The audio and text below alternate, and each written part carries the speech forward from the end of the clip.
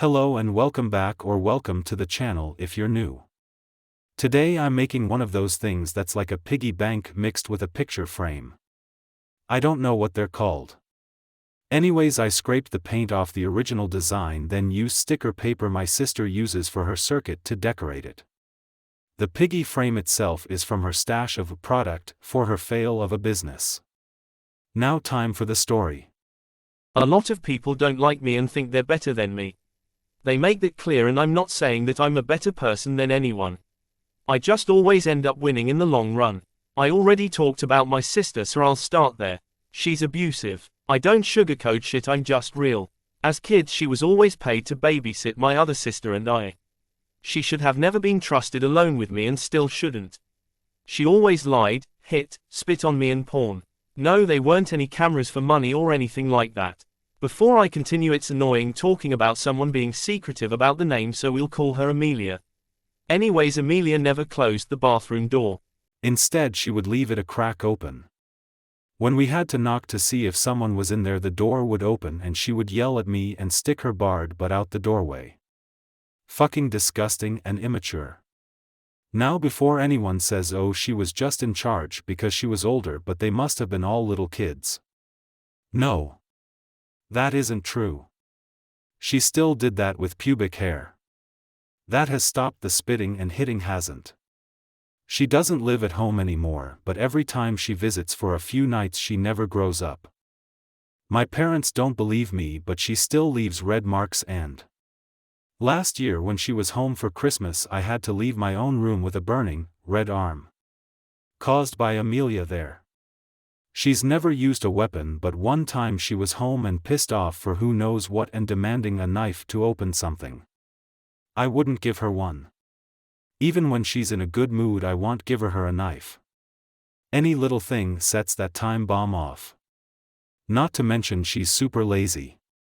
She won't even get herself the remote. When it's right in front of her she'll yell for me to get it and proceed to go on a rampage when I don't.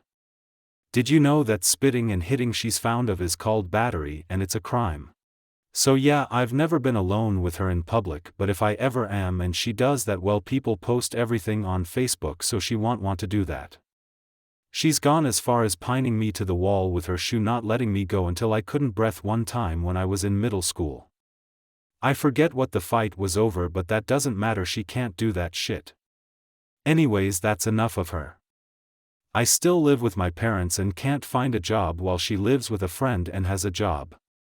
I also didn't go to college this school year when I graduated last school year. For the record, I would have a job by now, but the government stinks. That's another story for another time. Amelia is the golden child. Her report card posted online and everything, while my mother tells everyone I struggle with school. This is based on the fact that I failed one class in grade 11. She also tells everyone it was because of COVID and that I got it then couldn't stay awake in class. The real reason is more so mental health related. Well, anyways, I still graduated without summer school or repeating a class or anything like that. I'm good at stuff that I like. I have a diploma with a first division award.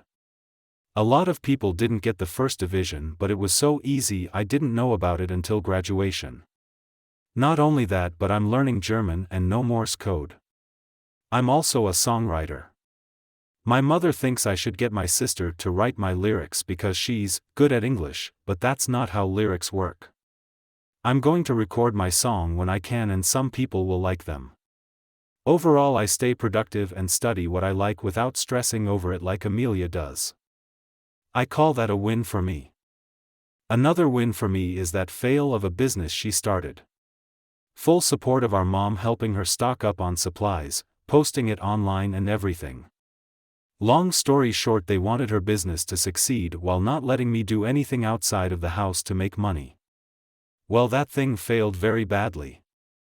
All that supplies at least over $100 on one thing alone, and it was a circuit business with everything still at home, so I can snatch up any supplies I want whenever I want and she won't notice.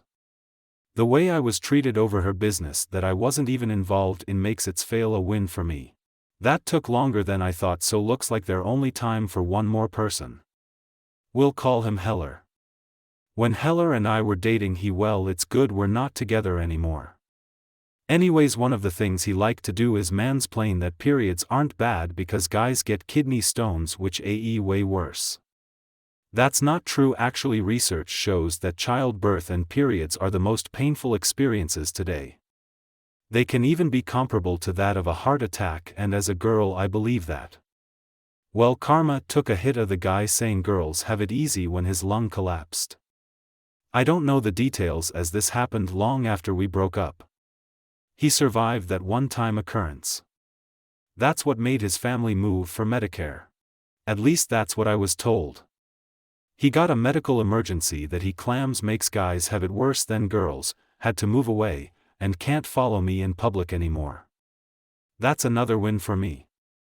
The fact that Heller can't even see me anymore is great because on a field trip me and another girl saw him looking at me the whole time. We were in different groups thankfully, so it wasn't for the whole trip. I also caught him following me at prom. A friend of mine that went to the same school is best friends with him. He doesn't know what I know. Either way, that person moving away means they can't go near me or get my friend to avoid me, which has happened a lot after we broke up, is a win. Also, they went to prom without a date because they were still single. Meanwhile, I had a boyfriend by then who went with me. I don't want to talk about that anymore now in this video. I'm bad at estimating the times for this video, but anyways, guess there's time for another one. I had a friend that had the school's equivalent of a restraining order put on him. In my freshman year, my friend duo became a friend group. We were all good friends in the group, but there was one person who wanted to be more than just friends. They kept asking and wouldn't leave me alone. We'll call him Grayson. This idiot would continuously squeeze the pressure points in my neck because he thought it was funny despite me telling him not to and the fact that it was physically painful. This got me bullied a lot. It wasn't util I started going out with someone else in the group, a jock, that he stopped. I dated the jock in grade 10, but don't date jocks, trust me.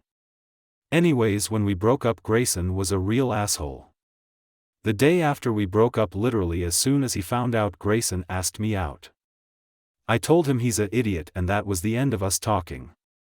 He would instead bully/harass me to no end. He spread lies about me and had his friends bully me. These people were my friends until that point, but then anyone not in the group, just old friends, bullied me while the group avoided me. I would go to places. I reported this to the office and he told them I went where he is. That wasn't true at all, as I went to places I always went to or had to go to. I would also get there first, so if anything he went where I was. Not to mention on the bus and my page 4 class. We went on the same morning bus, but he shouldn't have been in my yoga class. He went in there just to harass me during my class. I told the office this and they give him a warning, and Grayson was told he can't talk to me or talk about me.